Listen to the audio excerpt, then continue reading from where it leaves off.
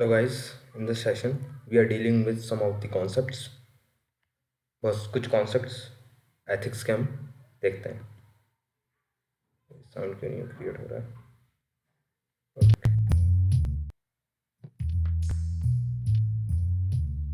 So let's see. कुछ definition है उनको हम deal करते हैं. जैसे what is discrimination? ये पूछा जा चुका है.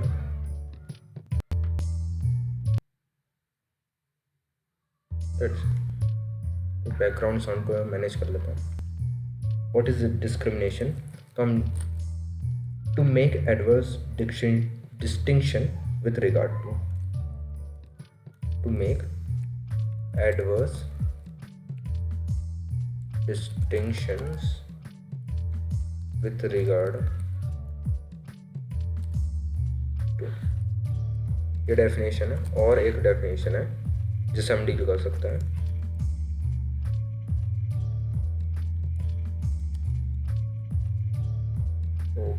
Sorry,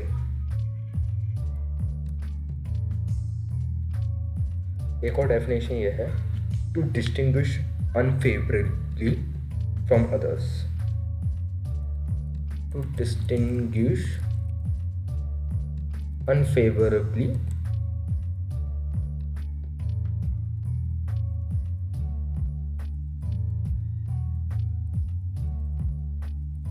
from others. मुझे लग रहा है ये ब्रिटिश इंग्लिश और अमेरिकन इंग्लिश का प्रॉब्लम है, बिकॉज अमेरिकन में यू भी आता है. तो let it be. Question number 1. Question 2 करके हम देख लेते हैं. What is self confidence? Now abilities to take responsibilities and fearlessness to come forward.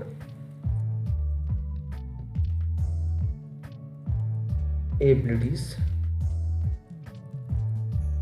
to take responsibilities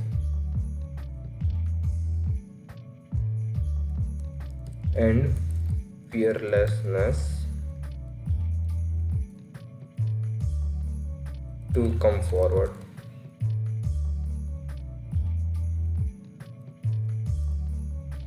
civil service में सेल्फ कॉन्फिडेंस की बहुत ज़रूरत है. इवन इंटरव्यू में भी बहुत ज़्यादा ज़रूरत है, विदाउट विच हम कुछ कर भी नहीं सकते.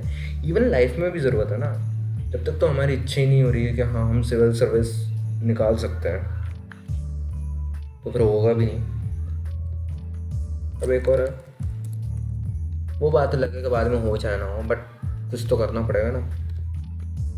हवाबाजी से तो होगा नहीं, बट इतना तो कॉन्फिडेंस होना चाहिए कि नहीं यार हम कुछ तो कर ही लेंगे. अब पढ़ रहे हैं तो कुछ तो होगा, ऐसा तो नहीं है कि कुछ भी नहीं होगा. Third question, what is law?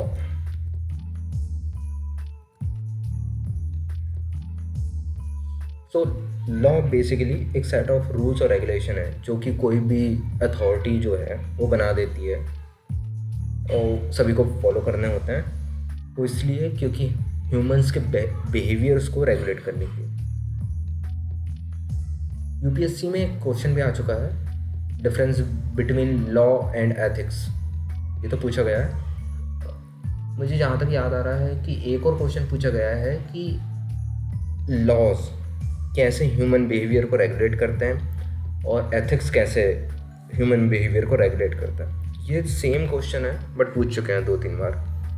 2 बार, हाँ 2 बार तो याद है. बाकी PYQs मैंने डाल दूंगा, उसके आंसर्स तो आप देख लीजिएगा. तो इसकी डेफिनेशन देखते हैं. A set of rules and regulations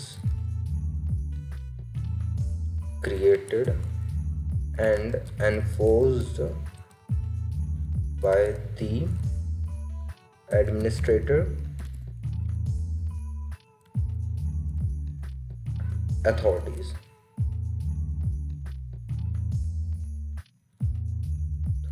administrative authority of a society.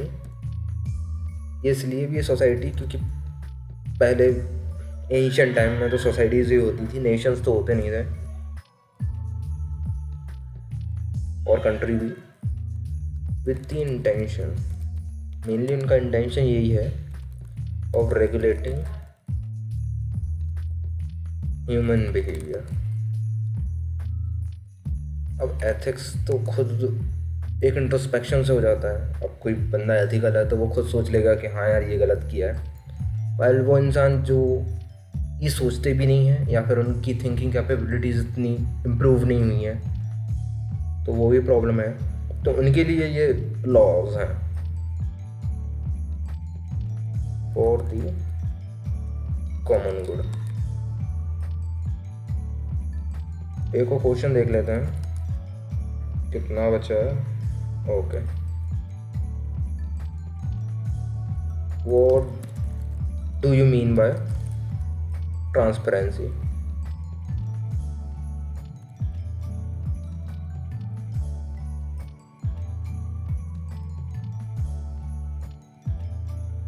Now, transparency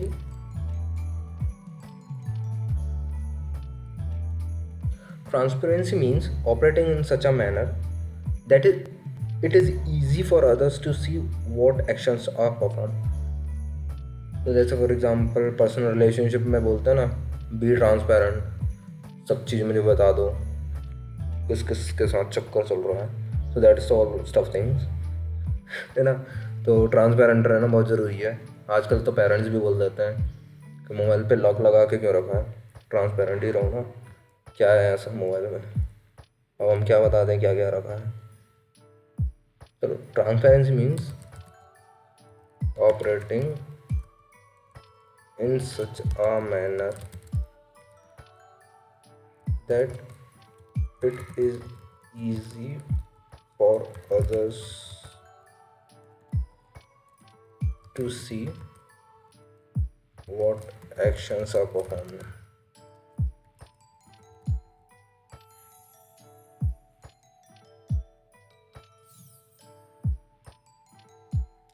I think that's 4 questions sufficient है।